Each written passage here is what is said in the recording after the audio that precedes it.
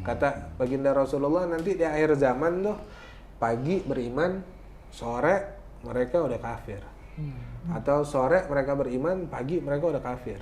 Siapa mereka? Ya bi'dinahu bi'aradi minad dunia. Mereka orang-orang yang menjual agama hanya untuk urusan dunia. Apa maksudnya menjual agama di sini?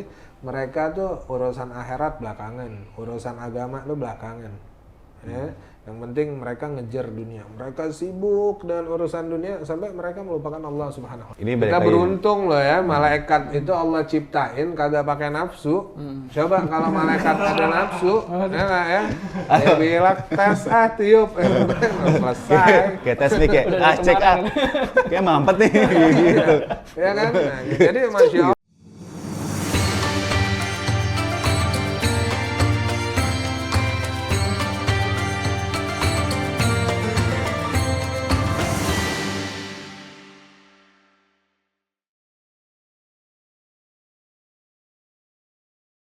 Assalamualaikum warahmatullahi wabarakatuh. Waalaikumsalam. Waalaikumsalam warahmatullahi wabarakatuh.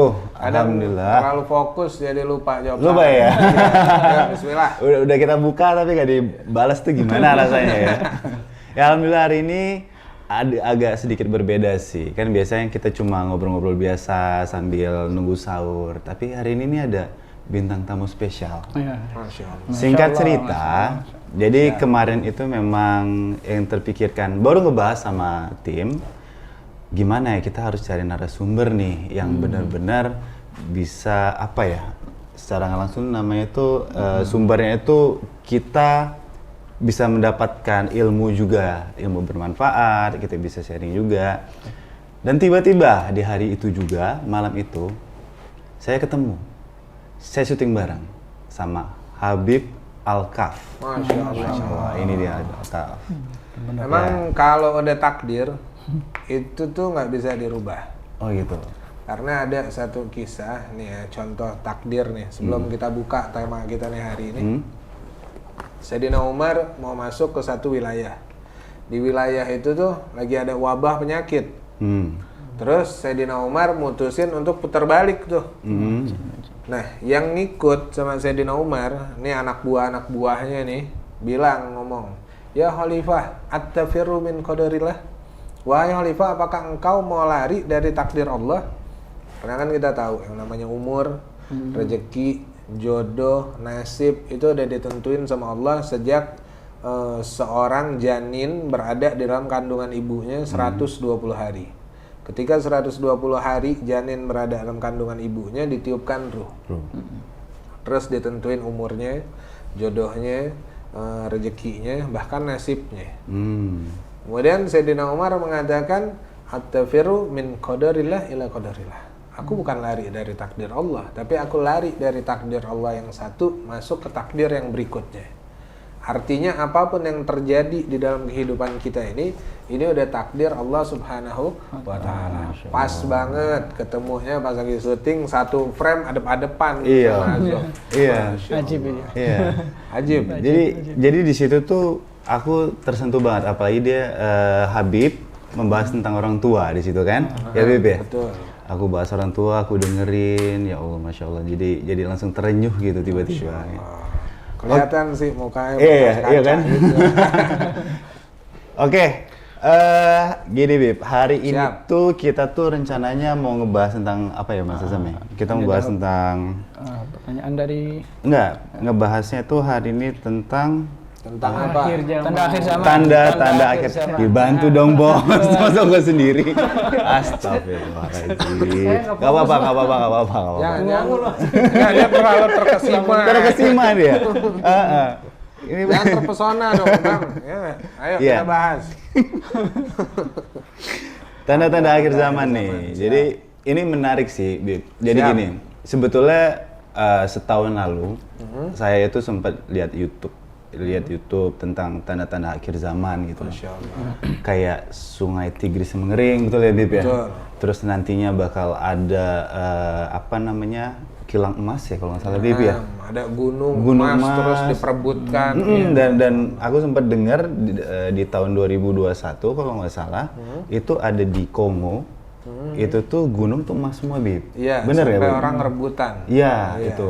Tapi kan di situ kok kalau aku nggak salah ingat, di situ nanti ada 100 negara atau 99 negara ya, Bib, yang akhirnya memperebutkan. Ya, akhirnya Bukan cuma satu negara ya. sih, sebetulnya itu lebih ke datang ke situ nanti 100 orang, kemudian 99-nya dibunuh, sisa satu yang bisa nguasain daripada gunung emas. Iya. Nah, waktu berita Kongo itu keluar, aku nungguin, Bib. Kok nggak perang-perang ya, Bib? Ternyata aku nggak tahu juga. Kan itu masalah media kan, jadi kita nggak tahu di belakangnya kayak gimana.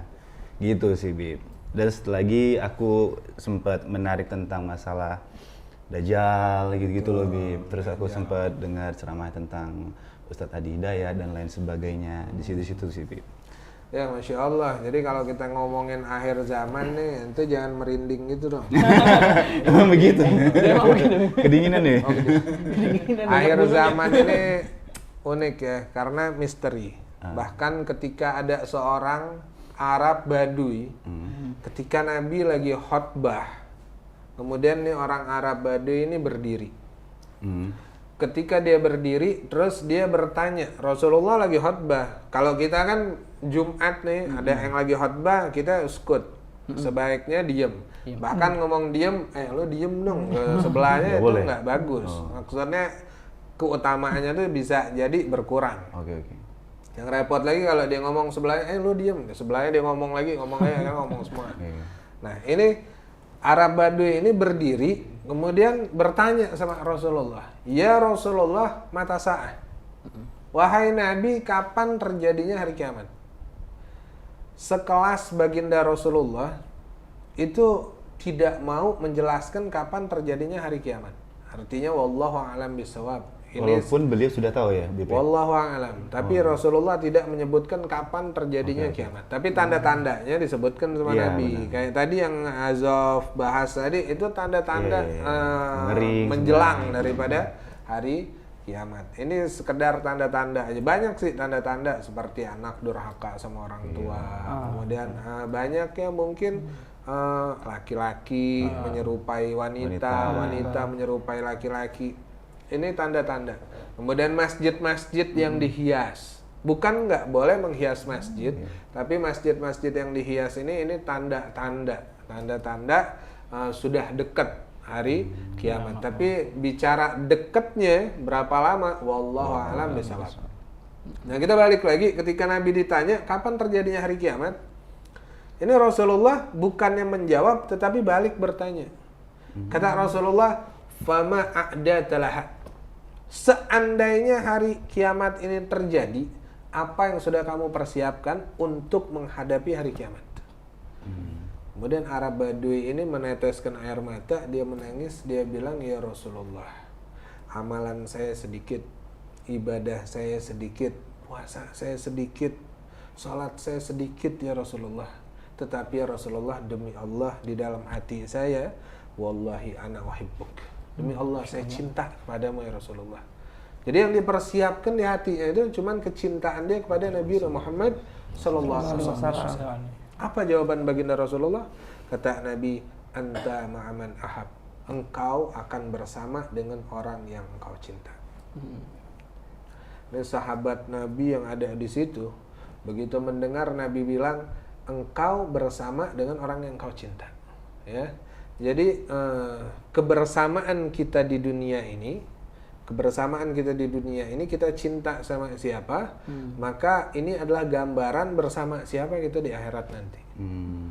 Maka Sayyidina Anas bin Malik pada saat itu mengatakan, fari'tu farhan ba'da duhulil Islam. Tidak pernah kami bahagia setelah kami masuk ke dalam agama Islam. Artinya mereka bahagia, tapi tidak pernah bahagia sebesar itu gitu loh.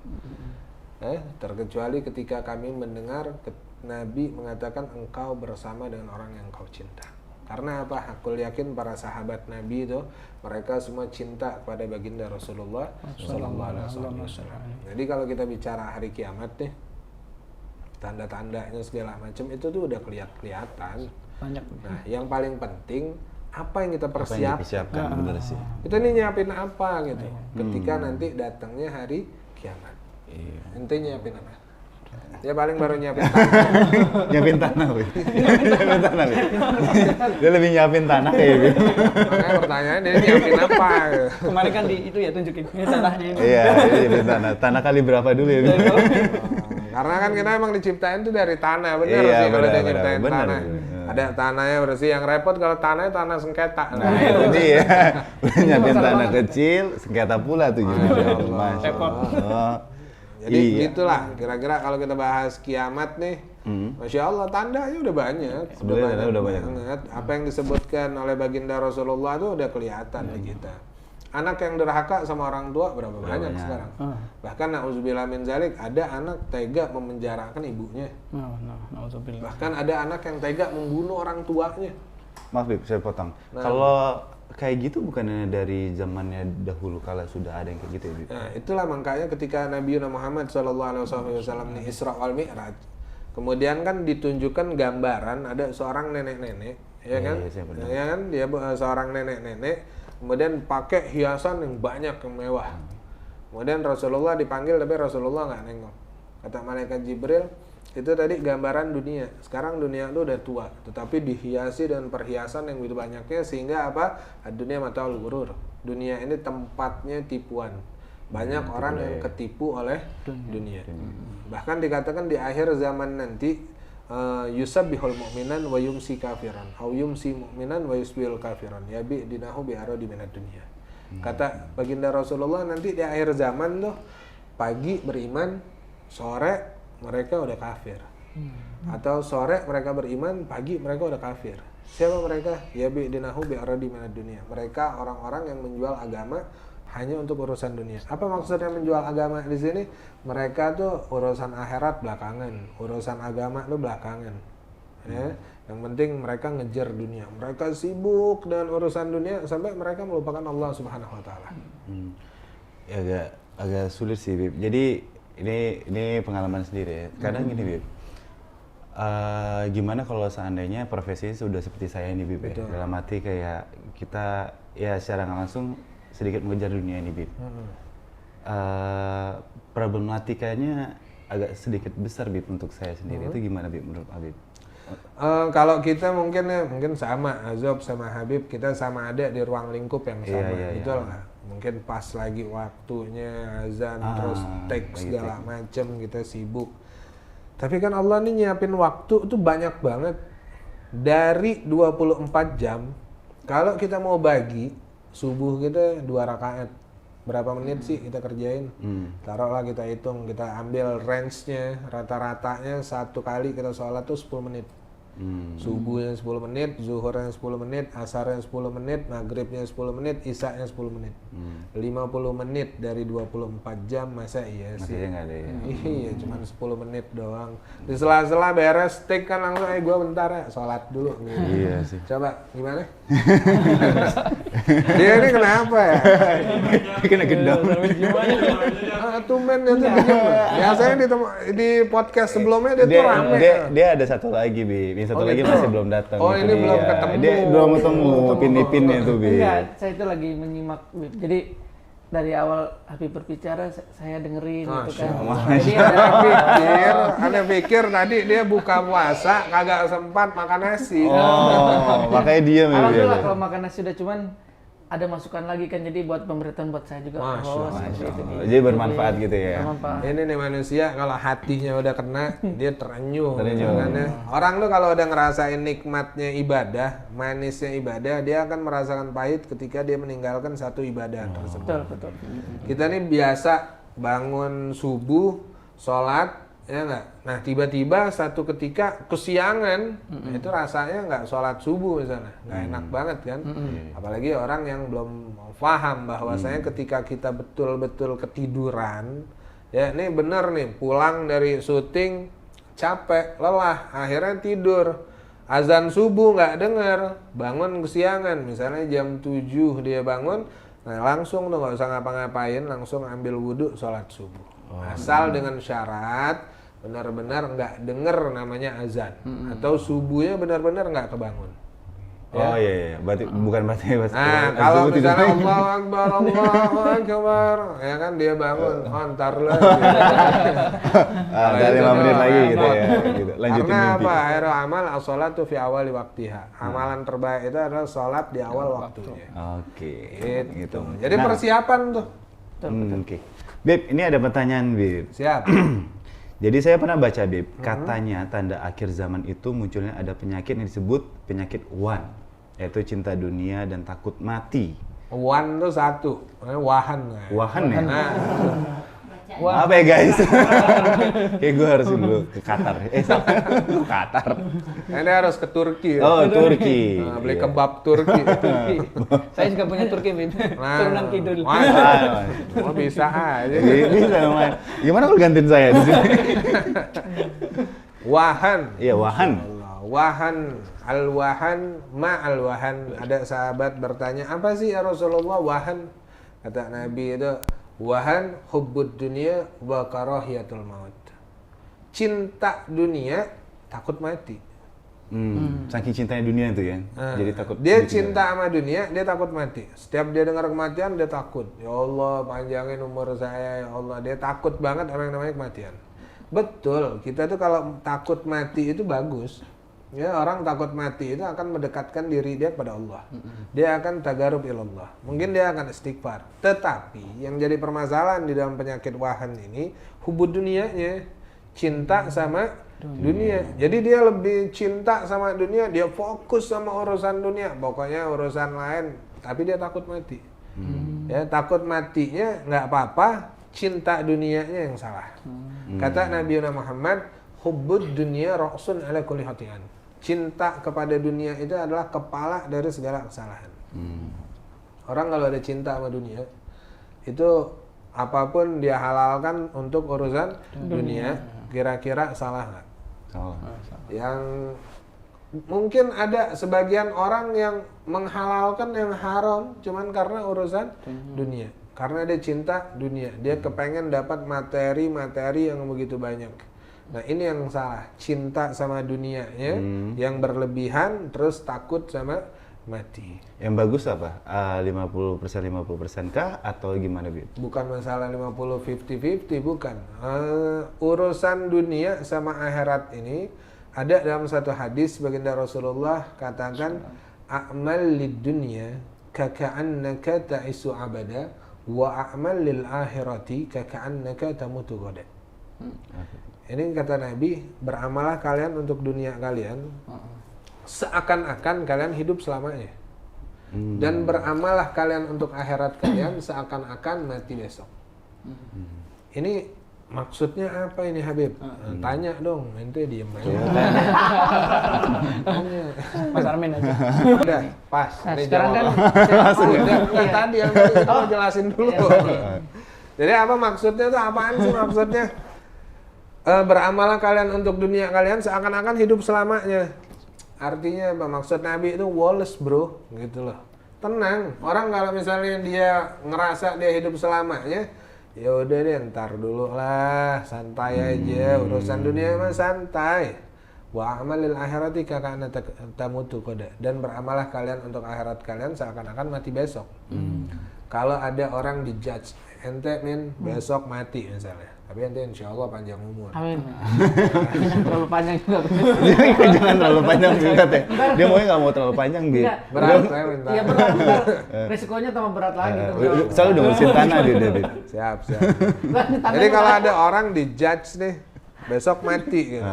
Kira-kira nih hari dia ngapain? Pasti udah tobat sih, Bib. Betul, dia taubat, dia sholatnya khusyuk, karena dia takut, oh saya ini besok mati. Gitu. Kalau orang besok mati, dia pasti akan khusyuk. Nah, begitulah cara kita ibadah sebenarnya. Ketika kita sholat, kita buang semua urusan dunia. Yang kita ingat cuma satu, Rabbul Alamin, Allah Subhanahu wa Ta'ala. Ketika kita mau sholat, cuma satu aja nih, ya kan? As-sholatu mi'rajul mu'min. Sholat itu ajang perjumpaan orang yang beriman dengan Allah Subhanahu wa Ta'ala. Di dalam sholatnya, lupakan segala urusan dunia. Buang segala urusan-urusan dunia, satu fokus kepada Allah Subhanahu wa Ta'ala. Masya Allah. Gitu Min. Mudah-mudahan bisa ya. Oke. Namanya Amin deh. Armin. Oh, Armin. Armin aja. Amin mampunya. Ada lagi nih, Bib. Siap. Di akhir zaman itu berarti kiamat kan, Bib. Betul. Ada kiamat sugro dan kiamat kubro. Masya Apa kiamat sugro itu dan apa itu bencana alam aja? Ini pertanyaannya cakep loh ini. Itu dari sini ya sih, Bib, bukan saya. Bagus tim kreatif ide garasi. Oh, iya. Semangat terus pokoknya. Kiamat sugro itu kiamat kecil. Kiamat sugro itu ya bisa dikatakan musibah, bencana alam, ya kan. Kiamat itu matinya seseorang. Ini disebut dengan kiamat sugro. Berarti, Kita punya tetangga maaf, mati. Sama kayak orang meninggal itu kiamat kecil. Nah, kiamat kecil. Orang yang mati itu kiamat kecil. Kayak kan virus corona gitu ya. Ya, itu kan di depan kita tuh. Oh, ini kiamat-kiamat kecil nih. Artinya kematian itu adalah kiamat kecil. Dan kematian itu bukan akhir dari segalanya, tapi kematian adalah awal dari segalanya. Iya. Setuju. Jadi orang yang mati itu sebetulnya dia Memasuki awalnya. masuk ke hidup yang sifatnya daiman abada, kekal abadi selama-lamanya. Segala amalan dia di dunia akan diperhitungkan. Ya, faman ya'mal mithqala dzarratin khairan yarah, wa may ya'mal mithqala dzarratin syarran yarah. Semuanya akan diperhitungkan. Artinya apa? Ad-dunyatul amal wal akhiratul jaza. Dunia ini tempatnya beramal dan akhirat itu tempat pembalasan. Artinya di akhirat ini udah nggak ada lagi amalan, cuman tinggal pembalasan. Kiamat sugro itu kematian seseorang, ini sebutannya kiamat sugro. Kiamat kubro ya hancurnya alam beserta isinya. Tuh, itu kiamat kubro. Ya. Kiamat kubro nunggu nunggu tiupan daripada malaikat Israfil. Ya nggak? Jadi ini Kita beruntung loh ya, malaikat itu Allah ciptain kagak pakai nafsu. Coba kalau malaikat ada nafsu, ya nggak ya? Dia bilang tes tiup, selesai. Kayak tes nih kayak cek kayak mampet nih gitu. Ya kan? Nah, jadi masya Allah, jadi kita nih nikmat banget. Allah ciptain malaikat kagak pakai nafsu, ya nggak ya? Allah ciptakan binatang tanpa akal. Manusia diciptakan sempurna fi ahsani taqwim. Ada nafsu, ada akal. Akal harus menguasai nafsu. Jangan sampai nafsu yang menguasai akal. Tahu-tahu dulu. Kalimat cakep loh itu. Iya, bikin quotes ya. Bikin quotes ya. Bawah ya di sana ya. Quote-nya tadi apa tadi? Jangan sampai Bukan masalah malaikat namanya nafsu. Akal harus menguasai nafsu. Jangan sampai nafsu yang menguasai akal. Cakep, seret quote di bawah nih. Beb, aku mau nanya lagi di luar ini ya, di luar tentang masalah sasangkala tiup itu. Aku pernah lihat secara gambaran gitu loh. Jadi trompet itu emang membesar gitu. Dan di dalamnya itu ada alam semesta. Nah, yang aku mau jadi pertanyaan, Beb. Bumi itu kan kecil, Beb. Jadi salah satu bagian dari galaksi dibanding galaksi-galaksi yang lain. Ada kemungkinan nggak sih, Bib? Ini di luar off topic ya. Ada makhluk hidup di luar sana. Wallahu a'lam bissawab. Tapi boleh jadi ada makhluk hidup yang di luar daripada bumi. Kita bisa lihat mungkin di Mbah Google, mungkin adakah kehidupan di Mars? Yang kemarin ditonton.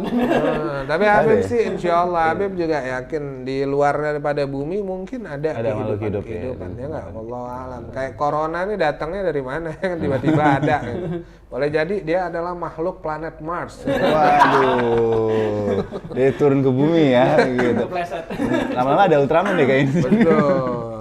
Jadi kita nggak paham di sana ada. Yang jelas kita nih manusia adanya di bumi dan belum ditemukan di planet manapun selain di bumi. Yang ada kehidupannya sejauh ini. Makanya Ya. dikatakan khalaqas samawati wal ard. Allah ciptakan langit dan Bumi, benar. Masya Allah, dan kita beruntung banget menjadi umat Nabi Muhammad Sallallahu Alaihi Wasallam. Masya Allah. Satu lagi deh terakhir. Siap. Gini, kita mau bikin ini. Ada pesan nggak, Bib, untuk penonton biar menjadi manusia kan manusia. Kebanyakan manusianya nih kayaknya. Oke, ulang ya, Bib ya. Ya, siap. Ada pesan nggak untuk penonton agar bisa menjadi manusia yang memanusiakan manusia antar sesama manusia? Atau jangan-jangan kan sifat begini itu ada hubungannya dengan tanda-tanda akhir zaman juga. Berarti ini kalau surat nas. Nah, manusia. Masya Masya Allah. Kalau kita mau pesan yang paling indah tentunya dari Nabi Muhammad sallallahu alaihi wasallam. Faqala Nabi Muhammad khairun nas anfa'uhum linnas. Sebaik-baiknya manusia adalah manusia yang paling banyak manfaat bagi manusia lainnya. Benar. Setuju. Intinya gimana caranya kita hidup menjadi manusia yang bermanfaat. Nggak tahu tenaga kita manfaat, nggak tahu ilmu kita manfaat, nggak tahu materi kita manfaat. Intinya ada sesuatu yang bermanfaat dari diri kita. Yang dimana manfaat tersebut bisa bermanfaat bagi orang lain. Insya Allah berkah. Amin. Ya itu kuat lagi ya. Jadi manusia yang bermanfaat untuk orang lain. Itu manusia yang sangat terbaik adalah manusia yang bermanfaat bagi manusia lainnya. Oke, manusia? Masya Allah. Ini manusia kan? Amin, Bib. Nih. Masuk lagi. Saya mau nanya Bib nih. Oh, Masya iya. Allah. Wah, ini dari tadi ditunggu. Tolong di upload dulu dong. Jadi berarti selama 25 menit ini dia mikirin pertanyaan. Saya mau bertanya dari tadi itu saya mau ngomongnya nggak enak potong pertanyaan. Ya, iya. Bisa aja nomor rekening masih yang lama. Jadi saya tahan dulu. Jadi, Ya. Nah mungkin kan teman-teman sekalian belum tahu tuh apa hari kiamat. Kadang kan ada orang bilang iman kepada hari kiamat itu apa gitu. Iman pada hari kiamat itu adalah rukun iman yang kelima. Ya, kita harus beriman kepada hari kiamat. Artinya hari kiamat itu pasti datang. Ya, kita nggak usah bahas kiamat itu. Intinya kiamat itu adalah hancur luluh lantah bumi beserta isi-isinya. Semua makhluk yang diciptakan oleh Allah Subhanahu wa taala ketika hari kiamatul kubra, maka mereka semua dimatikan oleh Allah. Setelah itu baru Allah bangkitkan. Inilah yang disebut kiamat. Kiamat itu adalah hari kebangkitan. Pada masyarakat itu. Jadi hari kiamat itu hari kebangkitan. Intinya balik lagi apa yang sudah kita siapkan untuk menghadapi datangnya hari kiamat. Masya Allah, banyak banget ilmunya ya. Oke. Banyak banget ilmunya. Terima kasih sebelumnya. Jadi enggak, pertanyaan yang Apa seperti lagi? itu tuh ditungguin loh. Habib tuh nungguin pertanyaan dari dia doang. Itu ternyata. Gimana nih? Oh ya. Insya Allah netizen tuh biasanya hobinya. Tapi ini ada pertanyaan dari netizen. Coba ya, kita lihat dulu. Dari siapa? Dari Poki Chai. Masya Dia Allah. nanya. Selamat, Anda mendapatkan hadiah umroh cuma-cuma. Janjian di Mekah. Jadi gini, kalau Tuhan menciptakan semua ini alam yang bagus, kenapa ujung-ujungnya Tuhan menghancurkannya juga dengan hari kiamat? Nah, Masya Allah. Jadi begini, hari kiamat itu kan hari terakhir. Artinya hari kebangkitan. Allah Subhanahu wa taala untuk menciptakan bumi beserta isinya itu simple banget. Iza aroda say'an ayakula lahu kun fayakun. Artinya Allah Subhanahu wa taala berfirman, "Wa ma khalaqtul jin wal insa illa liya'budun." Dalam surat Az-Zariyat ayat 56, tidaklah kuciptakan jin dan manusia kecuali untuk menyembah kepada Allah. Yang dihancurkan oleh Allah Subhanahu wa taala itu adalah yang diciptakan Allah, bumi beserta seluruh manusia dan makhluk-makhluk yang ada di dalamnya. Tapi Allah Subhanahu wa taala kan masih ada surga. Nah, Masih ada neraka. Surga dan neraka inilah yang perlu diisi oleh kita. Makanya Allah hancurkan bumi, Allah bangkitkan kita, kemudian Allah Subhanahu wa taala pilih ashabus simal, ashabul yamin wa ashabus simal, golongan kanan dan golongan kiri. Artinya kalau nggak dihancurin ya nggak mungkin dong. Betul kan? Jadi perlu dihancurkan. berarti maaf ya, berarti emang dari awal konsepnya Allah Subhanahu wa taala ini emang mengkonsepkan manusia ini ada di akhirat ya? Betul, karena memang awalnya kita dari sana. Kan kita sebelum kita ke dunia ini kita berada di satu alam namanya alam ruh. Kemudian ruh tersebut ditiupkan kepada janin yang berusia 120 hari lalu hidup. Nanti kembali lagi kepada Allah. Inna lillahi wa inna ilaihi raji'un. Kembali kepada Allah Subhanahu wa taala. Ada dua golongan kanan maka mereka masuk ke dalam surganya Allah. Golongan kiri maka mereka disiksa di dalam nerakanya Allah Subhanahu wa taala. Oke. Merinding lagi. Mau nanya lagi satu lagi. Nggak ada pertanyaan. Oke. Boleh Bib. Ada yang masuk surga sama neraka. Yang di neraka itu bakal ke surga lagi apa memang bakal tetap di situ? Nah, makanya gini, di dalam kalimat yadkhulunal jannah itu masuk ke dalam surganya Allah Subhanahu wa taala ada kalimat daiman abada, kekal abadi selama-lamanya.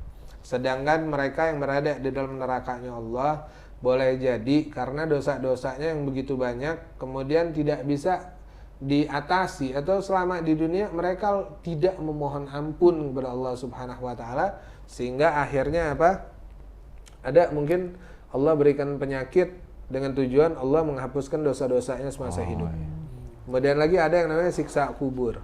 Ternyata setelah siksa kubur dosanya tuh masih banyak banget sampai akhirnya harus dicelupkan ke neraka. Ada dari mereka namanya penghuni neraka kemudian dimasukkan ke dalam surganya Allah Subhanahu wa taala. Wallahu a'lam bishawab. Berarti siksa kubur itu juga menggugurkan juga ya? Penasaran soalnya. Enggak, berarti siksa kubur itu kita ini jangan sampai deh dapat yang namanya siksa kubur. Jadi selama di dunia perbanyak istighfar. Astaghfirullah Rabbal baraya. Astaghfirullah minal hataya. Orang yang banyak istighfar insyaallah dosa mereka digugurkan oleh Allah Subhanahu. Amin ya rabbal alamin. Ya udah kalau gitu nih kayaknya udah selesai. Kita mau ngapain Min? Mau minum sih ya. Minum. Terima kasih Habib udah main-main ke sini. Terima kasih juga Armin udah mau apa gunanya di sini.